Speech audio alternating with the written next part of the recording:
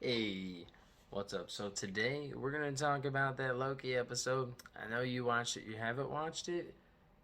Okay, so you need to get off of this and go watch it and then come back, or listen to this and then watch it. Because I'm not gonna try and give like a whole lot away, but just to let you know, this show is awesome. So I am by no means a Marvel expert. I've watched pretty much all of the movies. Missing Thor: The Dark World. I skipped that one because it said it was kind of one of the things against it is that it was kind of slow, and so I skipped it. And it could kind of be important to the character development of Loki. However, I figured, you know what? I really enjoy the character, and I was excited whenever they set this possibility up. Like when they set it up in Infinity War, they announced it, and then they set it up in Infinity War. So I was like, because I really enjoy, I enjoy like comedic characters, and Loki to me has always kind of been like that. I mean, he's the god of mischief, so he's gonna be funny, and it was this episode. It didn't go at all where I thought it would go. Granted, I didn't know a whole lot about this series before. I just knew it's gonna be Loki. I knew he got the Tesseract. I knew like, okay, all right, that's how he got out basically. And so now we're able to have this this storyline with Loki, and I expected it to be like an alternate timeline thing, like he kind of branched off, and I had the timeline part right, or something to do with time.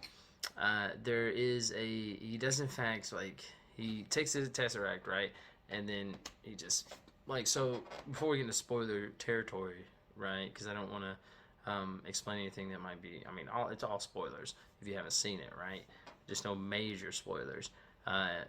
So first off, it's amazing. Go watch it. Go check it out yourself. It is fantastic. I loved it. I can't wait.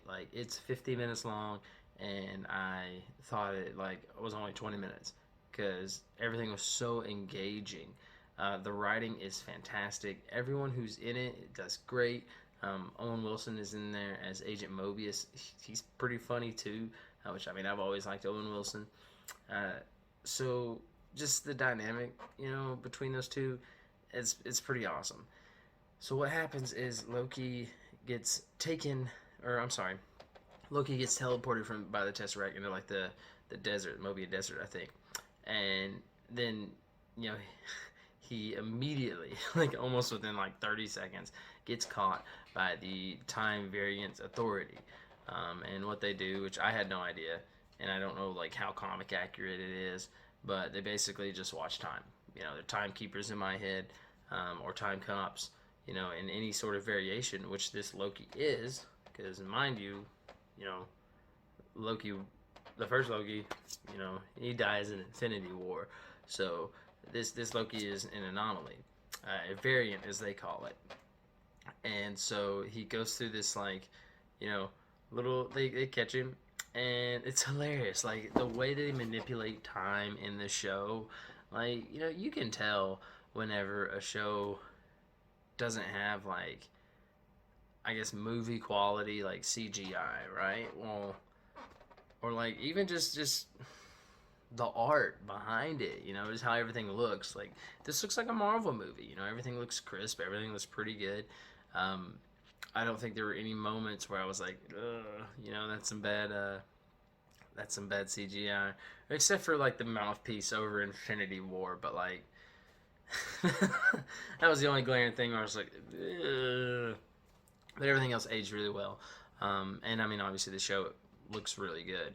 So basically, they do a recap of how he got the Tesseract from Infinity War, and I'm sorry, Endgame, and then he gets teleported, and of course they catch him almost immediately.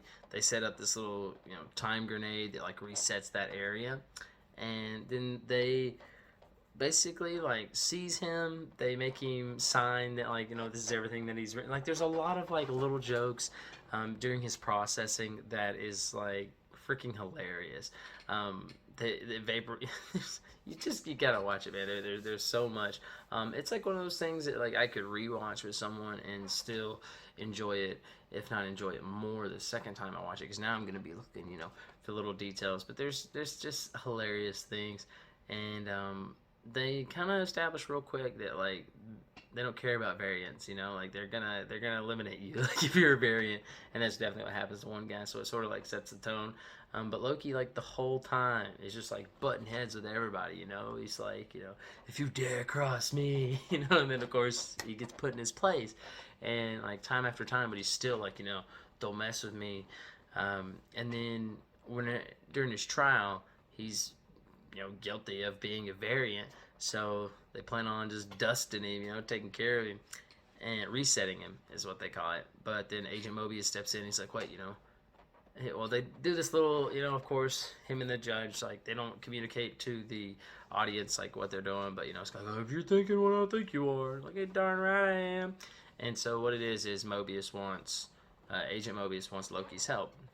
So he starts interviewing Loki, and he's trying to, get more information on Loki, as you find out later.